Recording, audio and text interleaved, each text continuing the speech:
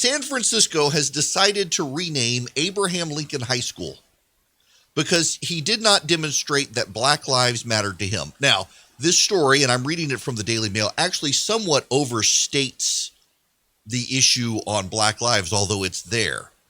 But what they really, the primary reason they decided to get rid of Abraham Lincoln, the man who took a bullet to save our Union, the majority of his policies proved to be detrimental to Native Americans. I'm sure now that Native Americans is a bracket, I would say American Indians, but I'm sure they use like indigenous peoples or something. Abraham Lincoln, this is the actual statement. Abraham Lincoln is not seen as much of a hero at all among many American Indian nations and native peoples of the United States, as the majority of his policies proved to be detrimental to them, according to the committee. Wow. Cesar Chavez gets to keep his name because though he was a communist who worked to undermine the United States at various times in economic policy, he was pro-Latino, so he gets to keep his name. But wait, there's more. It's not just happening there. New York City is also, the teachers union has passed a Black Lives Matter at School resolution calling for disrupting the Western prescribed nuclear family. We are committed to disrupting the Western prescribed nuclear family structure requirement by supporting each other as extended families and villages that collectively care for one another, and especially our children, to the degree that mothers, parents, and children are comfortable. Notice no mention of fathers. They believe it is an act of liberation from Western oppression. They're also introducing the culturally sustaining responsive education program with emphasis on teaching about power and privilege and decentering dominant ideologies. Oh, boys. They also want to get rid of Western prescribed grading systems, letter grades A through F, possibly getting rid of, they want to reevaluate the use of grades and tests to prove academic achievement in New York City. Happening on the left coast and the east coast, people are running amok. Now, what is this really all about? These are people who have decided to assert power.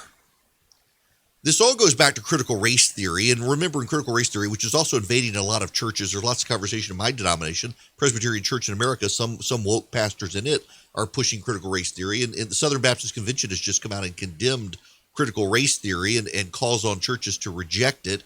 Critical race theory teaches essentially that you as an individual are only a product of your class, and that the bad things you do are a reflection not of you individually, but of your class.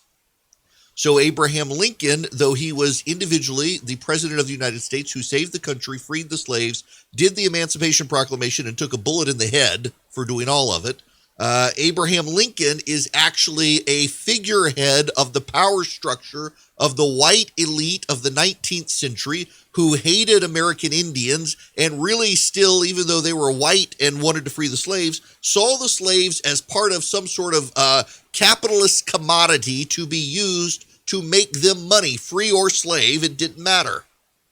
The family is a structure unit wherein those who are within the family tend to outperform others in society. The two-parent heterosexual nuclear household has repeatedly been shown to be that structure and that power system that enables kids to be successful in life. So that must be gutted because if a two-parent heterosexual nuclear household allows privilege, the privilege is bad. And the privilege is you tend to outperform academically and in life other people. Therefore, it must be disrupted.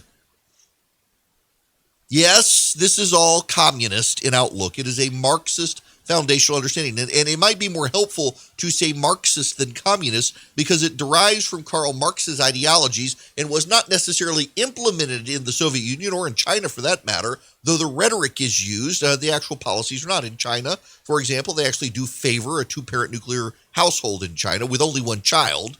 But the parents take control of the children. Well, now, nope. The state must take control of the kids.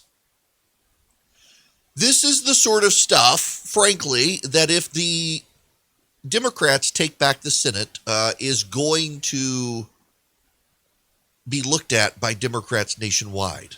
There will be no restraint on them. There will be no way to have hearings and examine if the Department of Education moves forward with stuff like this.